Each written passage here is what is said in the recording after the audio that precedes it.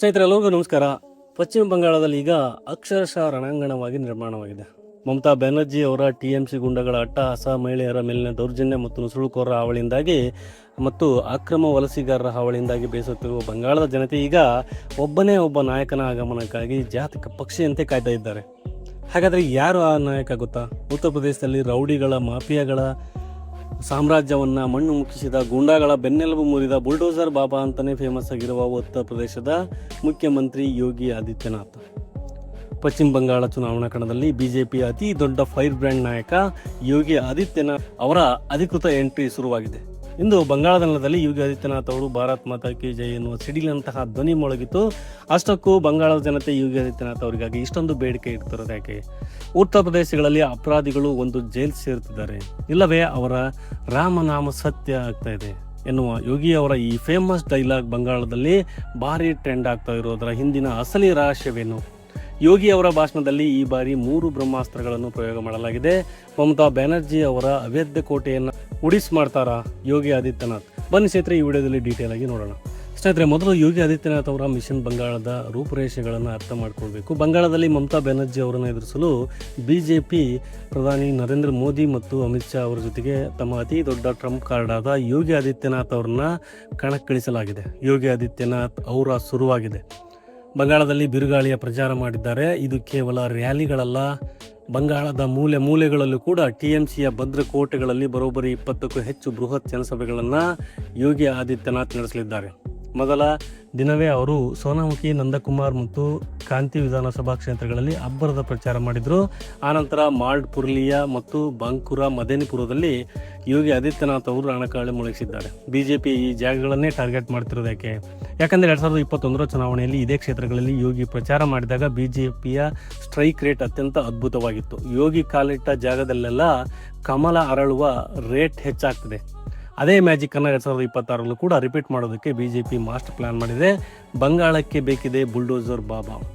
ದೀದಿನಾಡಲ್ಲಿ Yogi craze. ಸ್ನೇಹಿತರೆ, ಬಂಗಾಳದ ಜನತೆ, ಅದರಲ್ಲೂ ಕೂಡ ವಿಶೇಷವಾಗಿ ಅಲ್ಲಿನ ತಾಯಂದಿರು ಮತ್ತು ಯುವಕರು ಯೋಗಿ ಅವರಿಗಾಗಿ ಅಕ್ಷರಶಃ ಕಾದುಕೊಳ್ತಿದ್ದಾರೆ. ಅವರ ಬಾಯಲ್ಲಿ ಕೇವಲ ಒಂದೇ ಒಂದು ಮಾತಿದೆ, ನಮಗೂ ಇಲ್ಲಿ ಬುಲ್ಡೋಸರ್ ಬಾಬಾ ಬೇಕು ಅಂತ. ಬುಲ್ಡೋಸರ್ ಬಾಬಾ ಬೇಕು ಅಂತ ಬೇಡಿಕೆ ಹೆಚ್ಚಾಗ್ತಿದೆ.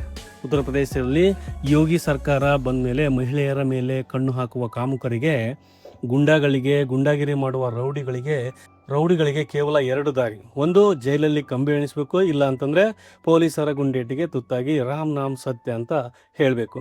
ಅಪರಾಧಿಗಳ ಸಾಮ್ರಾಜ್ಯವನ್ನು, ಅವರ ಅಕ್ರಮ ಆಸ್ತಿಗಳನ್ನು ಬುಲ್ಡೋಸರ್ ಹರಿಸಿ ಮಣ್ಣು ಪಾಲು ಮಾಡುವ ಈ ಬುಲ್ಡೋಸರ್ ಮಾಡೆಲ್ ಎಂದು ಇಡೀ ದೇಶಕ್ಕೆ ಮಾದರಿಯಾಗಿದೆ. ಆದರೆ ಬಂಗಾಳದ ಪರಿಸ್ಥಿತಿ ಹೇಗಿದೆ? ಅಲ್ಲಿ TMC ಗುಂಡಾಗಳು ಹಗಲು ಹೊತ್ತಲ್ಲೇ ಮಹಿಳೆಯರ ಮೇಲೆ ದೌರ್ಜನ್ಯ ಮಾಡ್ತಿದ್ದಾರೆ.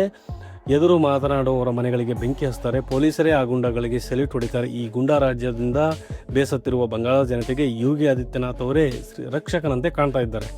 ಉತ್ತರ ಪ್ರದೇಶದಂತೆ ನಮ್ಮ ಬಂಗಾಳದಲ್ಲೂ ಕೂಡ ಗುಂಡಾಗಳ ಮನೆ ಮೇಲೆ ಬುಲ್ಡೋಸರ್ ಹರಿಸಬೇಕು, ನಮಗೂ ನೆಮ್ಮದಿ ಬೇಕು ಅನ್ನೋ ಕೂಗು ಬಂಗಾಳದಲ್ಲಿ ಈಗ ಕೇಳ್ತಾ ಇದೆ. ಇನ್ನು ಯೋಗಿ ಭಾಷಣದ 3 ಬ್ರಹ್ಮಾಸ್ತ್ರಗಳನ್ನು ಯಾವುದಂತ ನೋಡೋದಾದರೆ, ಹಿಂದುತ್ವದ ಸುನಾಮಿ ಯೋಗಿ ಆದಿತ್ಯನಾಥ್ ಅವರು ಕೇವಲ ಅಭಿವೃದ್ಧಿಯ ಬಗ್ಗೆ ಮಾತನಾಡುವ ನಾಯಕನಲ್ಲ, ಅವರು ಬಿಜೆಪಿಯ ಅತಿ ದೊಡ್ಡ ಭಗವಾಮುಖ ಇದ್ದಂತೆ. ಬಂಗಾಳದಲ್ಲಿ ಅವರ ಭಾಷಣ ಹೇಗಿರಲಿದೆ ಅಂದರೆ, TMC ನಾಯಕರ ಎದೆಯಲ್ಲಿ ನಡುಕ ಹುಟ್ಟಿಸುವಂತೂ ಗ್ಯಾರಂಟಿ.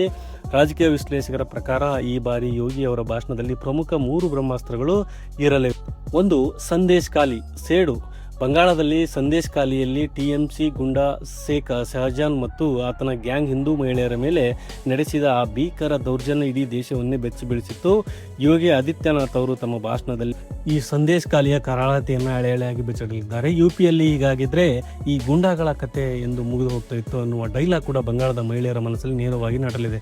ಇನ್ನು ನುಸುಳುಕೋರರ ಮೇಲೆ ಬುಲ್ಡೋಸರ್ ಮಮತಾ ಬ್ಯಾನರ್ಜಿ ಅವರ ಕೇವಲ ವೋಟ್ ಬ್ಯಾಂಕ್ ಬಾಂಗ್ಲಾದೇಶದಿಂದ ಬಂದಿರುವ ರೋಹಿಂಗ್ಯಾ ಮತ್ತು ಅಕ್ರಮ ನುಸುಳುಕೋರರಿಗೆ ಆಶ್ರಯ ಕೊಟ್ಟಿದ್ದಾರೆ ಎನ್ನುವ ಆರೋಪ ಕೂಡ ಆಗಿದೆ.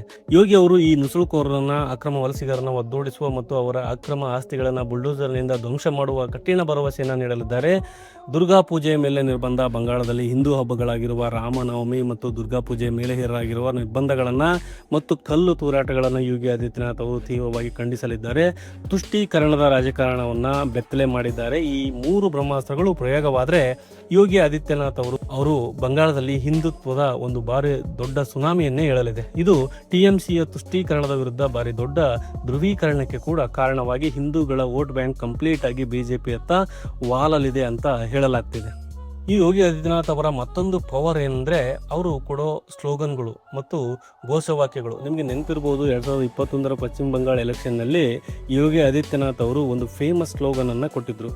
ಅಂದರೆ ಮೇ 2ರಂದು ರಿಸಲ್ಟ್ ಬಂದಾಗ ಮಮತಾ ಬ್ಯಾನರ್ಜಿ ಅಧಿಕಾರ ಕಳ್ಕೊಳ್ತಾರೆ ಅಂತ ಈ ಸ್ಲೋಗನ್ ಎಷ್ಟೊಂದು ಹಿಟ್ ಆಗಿತ್ತು ಅಂತಂದ್ರೆ ಇಡೀ ಬಂಗಾಳದ ಜನ ಇದನ್ನೇ ಗುಣಗುಣಿಸ್ತಾ ಇದ್ರು. ಆದ್ರೆ ಈಗ 2026 ಚುನಾವಣೆಯಲ್ಲಿ ಅದೇ ಶೈಲಿಯಲ್ಲಿ ಯೋಗಿ ಅವರು ಮತ್ತೊಂದು ಬ್ರಹ್ಮಾಸ್ತ್ರವನ್ನ ಅದೇ 4th ಮೇ ದೀದಿ ಗಾನ್ ಅಂದ್ರೆ 4 ಮೇ ದೀದಿ ಗಯಾ ಚುನಾವಣಾ ಫಲಿತಾಂಶದ ದಿನಾಂಕವನ್ನು ಆಧರಿಸಿ ಘೋಷಣೆಯನ್ನು ಕೂಗಲಾಗ್ತಿದೆ. ಮೇ 4ರ ನಂತರ ಪಶ್ಚಿಮ ಬಂಗಾಳದಲ್ಲಿ TMC ಸರ್ಕಾರ ವಿದಾಯ ಗ್ಯಾರಂಟಿ.